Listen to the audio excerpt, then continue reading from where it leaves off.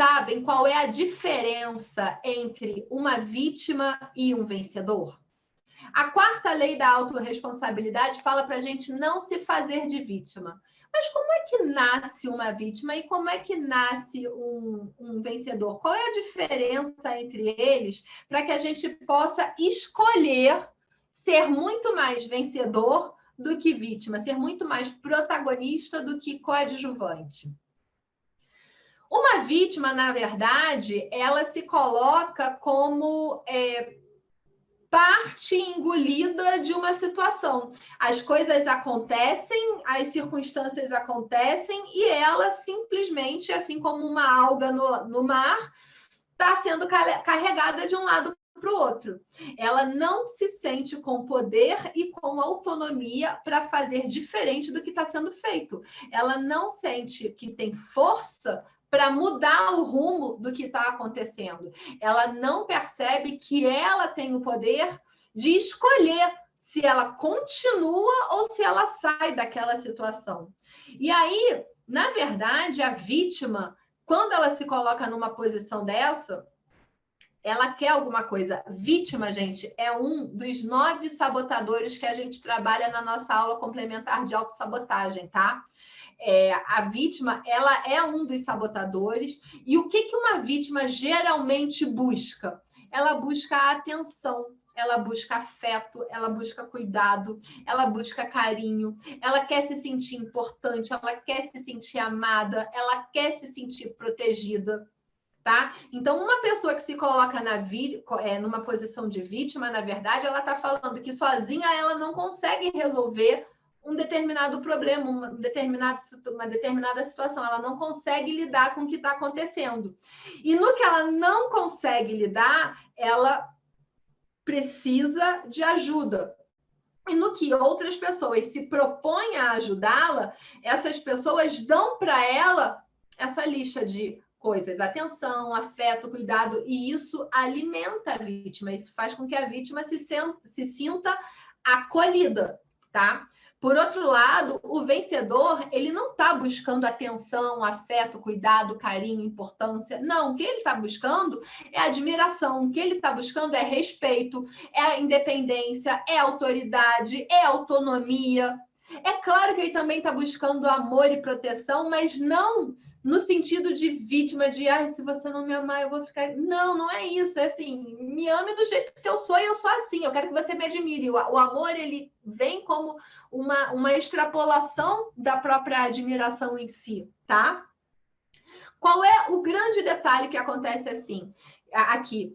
Que tudo isso que a vítima ganha quando está se colocando como vítima é por tempo limitado. Existe uma crise, naquele momento ela precisa de ajuda e as pessoas que estão em volta dela se mobilizam para ajudá-la. E neste momento ela ganha atenção, afeto, cuidado, carinho, se sente importante, amor.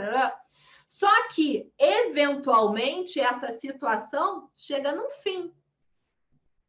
As pessoas voltam às suas vidas normais, voltam às suas rotinas e esperam que a pessoa que está numa posição de vítima também volte.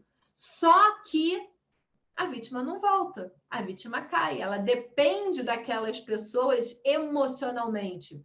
Então, elas começam a se autossabotar. Não, gente, pensa o seguinte, isso não é consciente, tá? As pessoas não fazem isso de propósito, não é assim, ai, cara, eu acho que eu vou dar uma sabotadinha aqui hoje para ver se, de repente, fulaninho me dá um pouquinho mais de atenção. Não, não é um processo maquiavélico dessa forma. Mas, às vezes, quando a criança tá pequena ainda na escola, e aí, vamos lá, pensa em... Estou dando um exemplo, tá? Mas isso pode ser uma realidade para alguém aqui.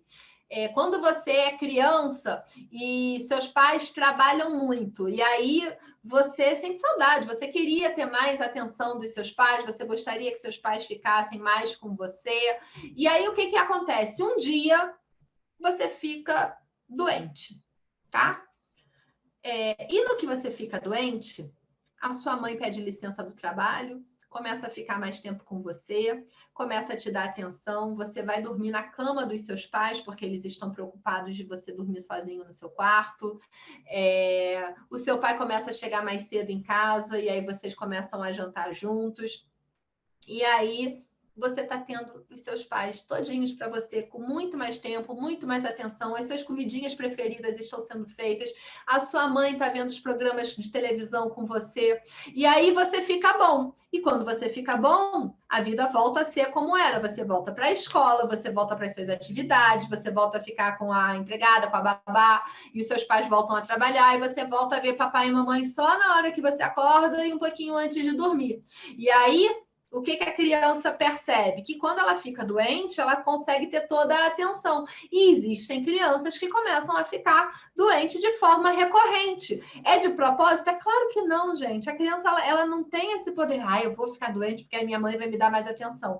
Mas você percebe que a criança começa a ter um sistema imunológico super comprometido e que ela não consegue ficar saudável por muito tempo. Vira e mexe, ela está doente, e quando ela está doente, ela tem a atenção dos pais. E quando ela não está doente, ela cai e se machuca. E quando ela não cai e se machuca, ela precisa de alguma outra coisa. E, de alguma forma, ela sabe que quando ela está, coitadinha, doente, machucada e tudo mais, ela consegue mais atenção. Isso alimenta esse sabotador de vítima. E essa criança cresce, se torna um adulto que entende que quando ele precisa de ajuda, quando ele não está saudável, ele recebe a atenção das pessoas em volta dele. E é uma pessoa que gosta, ela não gosta de verdade, mas várias coisas que acontecem na vida dela são um drama. Vocês já viram essas pessoas que tudo é um drama?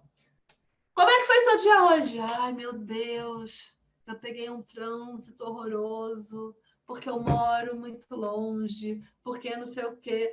Tudo é um drama, porque na hora que ela tem esse drama, ela tem uma história triste para contar, ela consegue a atenção. Puxa, coitadinho de você, que pena, né? E aí ela consegue essa atenção, esse afeto, esse cuidado.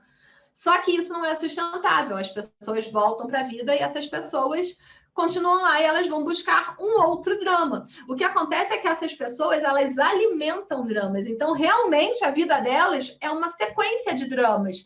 Por quê? Porque é isso que elas alimentam, é isso que elas plantam, então é isso que elas colhem.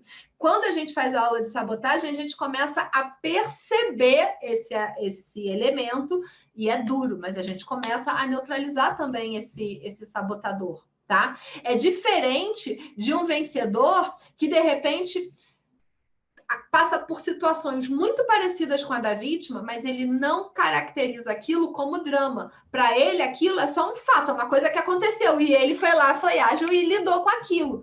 Ele também, quando ficou doente, os pais dele ficaram em casa, tá, gente? Não é que ele não tenha sentido falta dos pais, mas ele soube lidar com isso de uma forma diferente. O sabotador, ele explica muito isso quando a gente fala sobre os sabotadores. Não é exatamente o que os seus pais fizeram com você que criou os seus autossabotadores, mas é como você interpretou cada uma dessas situações. Então, na hora que você interpreta, você gera uma emoção, na hora que você gera essa emoção, você cria comportamentos, e esses comportamentos podem te levar para um lado positivo ou negativo. E aí, essa é a diferença da vítima e do vencedor. A forma como a vítima percebeu foi que, quando ela é uma coitadinha, é uma oportunidade para ela ter a atenção que ela busca. E o vencedor, ele percebeu que quando ele vence, quando ele dá um jeito, quando ele se supera, ele tem as coisas que ele busca, que é admiração, respeito e independência. A vítima, o problema é que é temporário. Quando aquilo acaba, a vida volta ao normal. No vencedor, é contínuo, porque ele está o tempo todo se desafiando. Ele depende muito mais dele do que dos outros. E à medida que ele vai crescendo, ele vai tendo cada vez mais admiração, mais respeito, mais independência. É um processo muito mais retroalimentativo. Beleza? Fez sentido? Conseguiram perceber a grande diferença da vítima e do vencedor? Então, o não se fazer de vítima, a gente precisa trabalhar. Assiste lá a aula sobre autossabotadores para você perceber. Faz o teste da psicologia positiva. eu vou deixar, já tá lá na aula de complementar para vocês, tá? Porque você vai entender quais são os seus sabotadores e na aula eu explico como é que você faz para neutralizar cada um deles.